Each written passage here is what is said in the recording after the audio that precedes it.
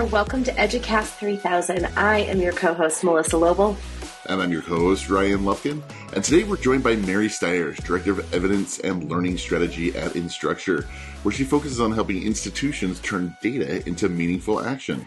Her work sits at that intersection of program evaluation, research, strategy, and student success, with a focus on building cultures where evidence actually drives better outcomes. Mary, welcome to the podcast. Thank you for having me. I'm excited to be here. Well, so I gave you a little brief intro, but tell our audience a little bit more about yourself. Sure. So I have been in the program evaluation and research space for the past 20 years, approximately. And so have been evaluating everything from curriculum before we had ed tech to ed tech products to working with K-12 institutions to look at how different programs and policies were working for them, all the way up to post-secondary and how different programs working for them. So working with a lot of different institutions over the years. And that's kind of been my passion areas because I really want to turn research results into action and really have been focused on that for a very long time. I have to ask, Mary, where did this passion or interest generate from? Yeah, so it's a great question. When I was back in graduate school, I was very interested in doing applied research. And so I was actually doing research on students' reactions to negative events in their lives and how they cope with these negative life events. And I wanted to do something big with it and create some sort of support program for students. And what my advisor at the time suggested was let someone else do that. And so that was a little bit hard for me because I really wanted to get into that applied space. But I was working with some program evaluators at the time, and I felt like they did a great job of kind of doing the research, but also kind of meeting people where they are and using that research to turn things into action. So that's how I got started. I love that. I love that story. Yeah, and we're like, now today everything's data driven, right? We want data to support every decision and all that. You were kind of at the front end of that. Yeah. Well, and that links to a question that we always ask our guests, which is a favorite learning moment. So then maybe that was your favorite sort of career or research moment or a very pivotal one. Share a favorite learning moment, either as a learner, you as a teacher, something that you've observed. We'd love to, it helps us get to know a little bit more about that grounding and learning for you. Sure. So I was thinking about, all these different things I've had over the years. And one thing that just sticks out to me in the past couple of weeks actually is, I've always prided myself as a researcher in terms of doing the most rigorous research. And I was chatting with Erin Moat, who's the CEO of Innovate EDU. And she asked me a question about whether it's more important to have the most rigorous research for a tool that teachers care very little about and are not interested in, or, just the minimum bar of research for a tool that teachers really are deeply passionate about. And it caused me to pause and just kind of rethink how I thought about research and evaluation, because you're taught, to put those randomized controlled trials and causal studies at the highest tier and to weight those over everything else. And I actually posed it to other researchers to see what they said. And it, changed things because I realized that if you have strong evidence, but no teacher buy-in or the tool isn't usable, what's the point, right? That tool is ultimately going to sit on a shelf. And so my new position and the way of thinking about it is I think it's important to meet that research baseline. So showing that a tool is research-based, that teachers feel positively about the tool because they know these tools best. And doing this research in local context is increasingly important to me. I feel like we've done all this great work on causal studies, but it's really important to situate research and program evaluations in people's particular context so they can take action on it. So it's more of an evidence journey than a finish line.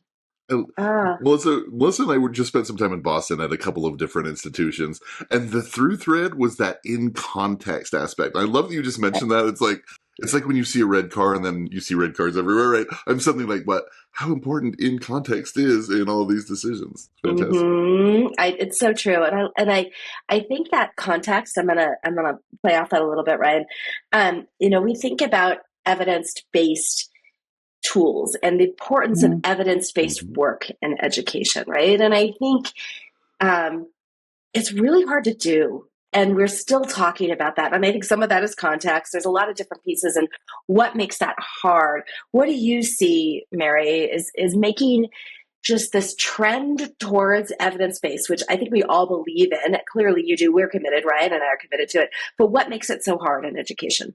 Yeah, it's a great question. And I'll just say too, when I think about evidence-based, I use evidence-based and research-based interchangeably. So that's one thing I would call out. Yeah. I think it sounds simple, right? But it's asked a lot of people when you talk about evidence-based because it talks about creating studies that are applicable and relevant to particular contexts. And then also when looking at different studies and trying to determine if it's a similar context or if it's even relevant, you have to ask questions about what do the students look like in the study, and what are these effect sizes and jargon, Mm-hmm. like what does all that mean in practice? What do I do with it? And something else that I was reflecting on is that we have all of these studies that we kind of hand off to people as almost a summative evaluation is the way Mm-hmm. that I like to think about it, right? So here's what happened, Yeah. but there's no after action, right? So there's not that formative aspect of, okay, here's how you can improve implementation to make it work better for your context, or maybe you need additional PD. And so because we kind of stop at it worked or didn't work a lot of the time, I think that's why it just becomes really difficult to use it in practice. Yeah, that is actually really interesting because we talk about culture, like creating a culture of evidence, really making that intrinsic as part of the organization, or whatever level you're dealing with. But how do you make sure that you're kind of creating that culture of evidence versus just a compliance driven approach to data collection? Yeah. And so I think that the culture and compliance aspect gets to the formative versus summative aspect too, Yeah. that I had mentioned. So, when you think about a compliance driven culture, it's all about did it work? Right. And it stops there. And we hand educators these reports that they don't care about, right? Okay, like it worked or it didn't work. What do I Mm-hmm. do with that? What's my next step? And in an evidence culture, we're asking and flipping the script a little bit and saying, okay, who did it work for? Under what conditions? What could I change to make things better? And so it's also a little bit of an interesting nuance where you have teachers and administrators also perhaps working together to help define the questions. Because traditionally, when we conduct research or evaluation studies, it's researchers or evaluators coming in with predetermined questions. And maybe these are things that administrators or teachers don't really care about. And so changing that culture of evidence and research to say, like, what are you interested in so that there's buy-in on both sides? It does make it a little more actionable, right? It does. It Right. feels more like a formative assessment where you're the next step is to improve or try something new and expand on that versus that summative. That's what happened and done. Well, and this leads to this question around educators often feel that research is being done to them as opposed to in service of them. Like, what's been your experience around that, Mary? I think that ties to what you were just describing. And how do we make that shift so it doesn't feel like it's being done to them, but it is for them, in service of them, and they're a part of it? Absolutely. I have been in countless evaluations where, I came into a room and the educators just felt like I was intruding in on their personal space, and they had questions about, why was I there? Was I evaluating them versus the program? And there is this kind of power dynamic that goes on, and I think becomes particularly problematic when they don't own that story together, right? And we've seen in a bunch of studies actually around the effectiveness of AI lately in tutoring programs, uh, that there's a lack of implementation. And I think that part of the reason there's a lack of good implementation is there's a lack of teacher buy-in, right? Teachers Yeah. don't understand why Mhm. this is important, or they're not bought into like the questions that we're asking. And so this process really breaks down without teacher buy-in. And so kind of going back to what I was sharing earlier, I think it's really important to change things a little bit so that when we walk in and say that we want to do this evaluation, that we are working not only with the administrators at a school and the companies, but also directly with the teachers and school systems to say, what else are you interested in, and helping them to feel like it's part of a process as well. Well, and I think that's interesting because I think the culture surrounding that really is a culture of noise right now. There's noise about so many different aspects, and we hear a lot about data fatigue. What's really going on there? It's like the psychology behind fatigue, and how does it impact that decision making process? Yeah. And I'll just say, like, there was an interesting moment earlier this week when I went to a panel session around screen time, and someone mentioned, well, every tool has evidence. And I thought, does it? Does it?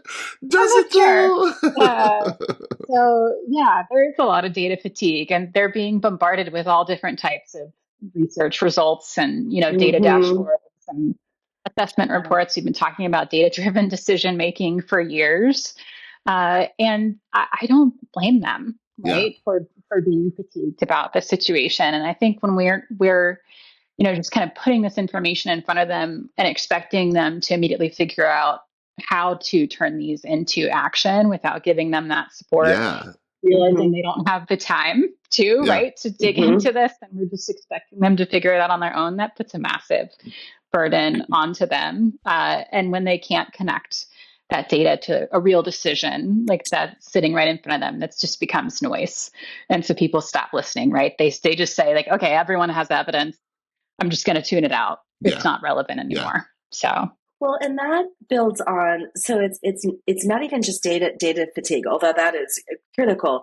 It's also there's a lot of data. We as educators and education institutions have collected so much data and have access to, but not even tapped into tons of data, and it's overwhelming. And I think you started to talk to that with data fatigue, but like where does this breakdown happen with we have lots of data but we can't use it, or it's not meaningful, or back to using Ryan's red car thread, it's not contextual. I don't know, how do we navigate that piece too? Because I remember I've been in this space for a long time, and I remember 15, 20 years ago it was about a lack of data. Now it's not right. that at Then it was all. big It's data and and data it was lakes and dump all your data into a big exactly. pool that we can figure out how to mine, right? Exactly. And constantly asking for stuff you never even use. So where does Yeah. this Right. all, the overwhelming amount of data, but yet we're still not using it meaningfully? What's happening there? Yeah, I think you're exactly right. We've overinvested in access. And so we have Yes. just vast amounts of data. And then we have AI that can help you with your data, right? Hmm. Ryan, to Yes. your point, and like there's all this different ways to slice and dice it. I think there's a few things that are missing. So certainly teacher time being a big thing. Mm-hmm. Oh Teachers yeah. not having enough time to really dig into all the different things that they want to dig into is a real problem. In addition, like a clear decision owner and person who's going to say, okay, here are the questions that we really care about to focus, because there's a wealth of data out there. But if I don't have like a specific question that I'm interested in, it becomes overwhelming. So using that specific question to focus, having that formative mindset. So I'm not going to use it in kind of a punitive way, but I'm going to use it for a learning moment and opportunity. And then the other piece that I'll mention is this idea of evidence literacy. So, and this kind of gets at a couple of things, but it's this idea of being able to kind of understand research, knowing how to define a research question, and also being able to decide what to do next with research, right? And I think that researchers have that skill set, but we haven't done a great job of helping others with that skill set, right? Either. And so that breakdown, I think, happens because of those four different areas. We have, all this data gets surfaced, but it's no one's role to kind of hone us in, help us Yeah. define what our questions Yeah. are, and then help us answer them. Mhm. I mean, we talk a lot about AI literacy and different types of. I love that Yeah. idea of evidence literacy. We don't. That's kind of not a natural connection we would make. But you're right. We provide this evidence without the context or recommendations and expect folks to be able to translate that. So how do we? I guess how do we support that evidence literacy in a way that isn't creating institutions where the use of evidence is discouraged or deprioritized or just ignored, right? Right. It's a great question. I think um, it requires a culture shift, Yeah, right, for evidence literacy. And it's important to really create a culture of safety, right? yeah, Where people Mhm. feel comfortable taking a look at results, even if they're negative. I've heard that, across the board. People are concerned about companies, right? Only wanting positive results. But at the same time, districts can be afraid of negative results too. So perhaps their most used ELA tool has negative results and they've invested a lot of time and energy and money and they don't want to be, you know, put on the hot seat for that. And so people can be hesitant to deep dive into that.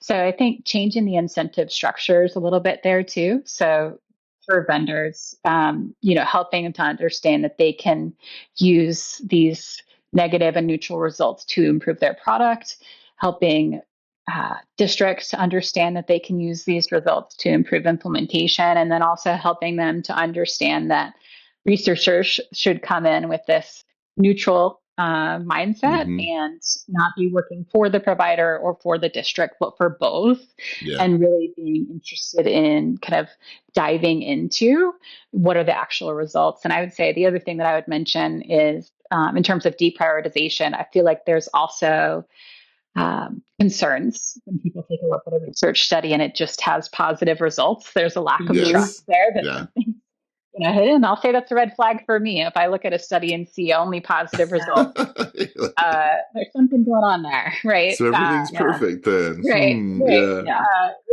It shows that they were focused on that summative evaluation and not that formative Yeah. aspect. So I think it's important, when looking at these different studies and conducting them, to really look at the full report, look at the full context, asking who conducted it, who paid for it, like what were people's interests in it, people involved, can districts see the results first, and just trying to make sure that it feels like there's an equal playing field.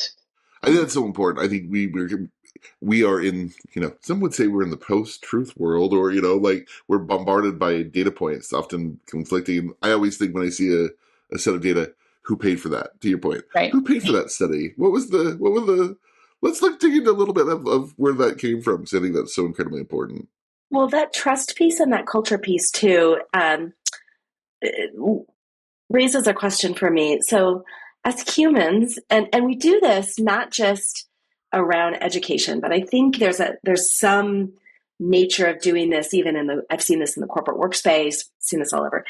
We tend to get stuck in the collecting of the data or Hmm. the researching part, Right. and we tend to question the data a lot, and and then we lose the opportunity to actually wrap up and take action from that process. I've seen this in meetings where you don't really want to tackle the bigger issue, so you're going to pick apart the data, right? Or you're constantly researching it because you're constantly shifting what am I trying to research as you go. It becomes this sort of iterative research process, which I get, and you're the expert, you would know there's probably appropriate places for it, but other appropriate places not. So then what we see is institutions, whether it's higher education or K-12, get stuck in analysis mode. Oh yeah. Thoughts on how to get out of, how do we get there, first of all, and how do we get out of that stuck in analysis mode while still providing truthful research that's meaningful? Hmm. Mm-hmm. It's a great question. As a researcher, I don't think being stuck in analysis mode is a bad thing. And the reason I'll say that is because I feel like each answer should lead to a new question. And so it's important to rapidly get those results, right? And then say, here's the action we're going to take. We're going to change things perhaps a little bit, and then we're going to see how things improve. And so we've talked about that for years. I did a white paper a few years ago on rapid cycle evaluation, and it's this model of quickly iterating, figuring things out fast, Yeah. making improvements, and then going from there. So I don't think getting stuck in analysis mode is necessarily a bad thing if you're taking actions along the way and Mm-hmm. learning from it. It's changing that framing just a little bit. I really, and I didn't think about it that way, but I really like that framing. And we'll make sure listeners to link to the research paper on Yes. rapid Yeah. cycle evaluation and other resources that Mary has, because Yep. I think this is important. It's we've got cultures of doing this work, but they're not necessarily driving meaning of that work or use of that work. So Well, and are there models that exist today that help create these kind of data systems that meet educators where they are? Don't expect them to be data experts. Really support them in not taking more of their time and translating these results. Are there models that we can lean on? Things like That is a great question. I wish I had the perfect answer for you. I don't. I feel like different people have attempted to create models here. Like we've seen, for instance, outcomes based contracting, that. where Hmm. they're trying to break down these silos and make evidence literacy something that everyone understands, that people are kind of bought in to this conversation, that districts care about uh, the implementation of a product and how that impacts outcomes. And then you have the companies caring about that too. But I feel like, no one's doing it perfectly. We're still trying to figure that out. And I feel like research can be difficult to understand, right? And the researchers have tried for years to make it more accessible. And I would say, too, just don't be afraid to tell any researcher, I don't understand. You need to break it down for me. Because that's the only way they can get better. Otherwise, we kind of get stuck in talking about effect sizes and percentile improvement, and it may not matter to your context. The number of times, I mean, just from the surveying side, the number of surveys I've been involved with, after the fact, we collected the information. I was like, I actually wish we would have asked that differently, right? I wish we would have asked Yeah. something different. I wish, it's easy in hindsight, but when you're actually designing this research, it's kind of hard to know what to measure and where to point your analytics. Yeah, absolutely. So one of the things, and this is why I loved program evaluation, I have to thank people I worked for a small company a few years ago where they taught me there's a difference between research and program evaluation. And what they mentioned was, researchers ground their questions and decisions in all the literature. And so they can have a very broad scope, whereas program evaluators come in with a very fixed mindset around, okay, what goals are you trying to achieve and what problems are you trying to solve? And so as a result, that helps you to hone in really tightly on your research questions and focus them a lot more. Fun fact, I always called myself an evaluator. And then at my last company, I was working for an ed tech company, and he told me, my boss, that I shouldn't call myself an evaluator because it makes teachers nervous. So instead of being director of evaluation, he said, let's call you director of research because that makes people feel better. But essentially, I'm a program evaluator at heart. No, but that does make, it does make a difference. That nomenclature does carry some Well, baggage. and you just raised sort of my last question that I have for you is back to culture. Mm-hmm. So I think there's still culture and education of the researchers are over there and the educators are over here. And I think some of that is language. You just leaned into that a little bit about how do we, if we're not researchers, I'm not one, feel comfortable asking or prodding or poking or trying to understand, like, how do you do that exchange? But I'm sure there's a lot of other elements too, and how we bring these worlds together and create that culture of evidence that you're talking about. So let's say you're a new leader in either a K-12 district or a school or in a higher education institution. Mary, what would you do, or what are some of the first steps you would take to create a culture of evidence in your organization? Yeah, I think it's a great question. So I would say if you're working with a researcher, kind of starting with what you're asking at the beginning of that question, not being afraid to ask them what they mean, right? And to break things down for you. And I think people are really hesitant to do that for whatever reason, right? But realizing that I think researchers and evaluators want to make their results accessible. They want to make it meaningful. And so they do want to break things down for you. And that may not be their first instinct, but they want to change things. And then I would also say, helping these researchers, helping your team to take a look at all of this data and say, okay, what's one question that we want to answer, and starting there. And then backward mapping from the question, right? That's what I always do is when I'm talking to a new district, when I'm talking to a company, saying, okay, what's the one question that you care most about? And then we can talk about the data that you have versus starting with the data, because that's just so overwhelming. And then we come up with research questions and make sure that we can answer them with the research questions. And, I think creating that psychological safety as well, like we talked about this a little bit earlier, that if we get negative results, it's okay. Like, it's a learning moment, and Not a heads are going to roll moment. Mm-hmm. I think that's a right? Yeah. Or that we failed, right? Yes, I think when you get negative, it's like this instinct is, oh, this failed, but it didn't actually. You learned something that you can then go take action on. Absolutely. No, and I think that that's key, right? If a company or a district is only doing one research study to see how a program or policy worked, you're not really learning and evolving and changing much from that. And I think, it can be difficult too. I'm going to acknowledge this for a district to be doing research, just because they could be a smaller or medium-sized district. They don't have oftentimes the research team in-house to help them. But there are a lot of great tools out there that are starting to offer rapid cycle evaluation protocols and kind of first steps so that you can take a look at your internal data. As long as you start with the right question, I think that there are a lot of people out there who are happy to help. Awesome. So, if you could change one thing about how we talk about evidence-based decision-making in education, what would it be? Magic wand time. Magic wand. It's always the crystal ball or magic wand part of the conversation. Yep.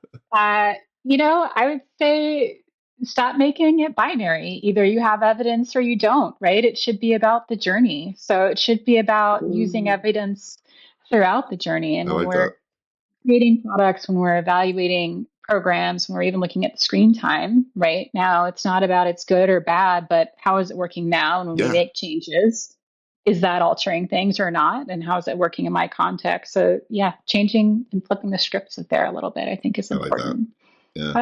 I love that. Well, and on that note, I'm so happy to have had you in this conversation, Mary.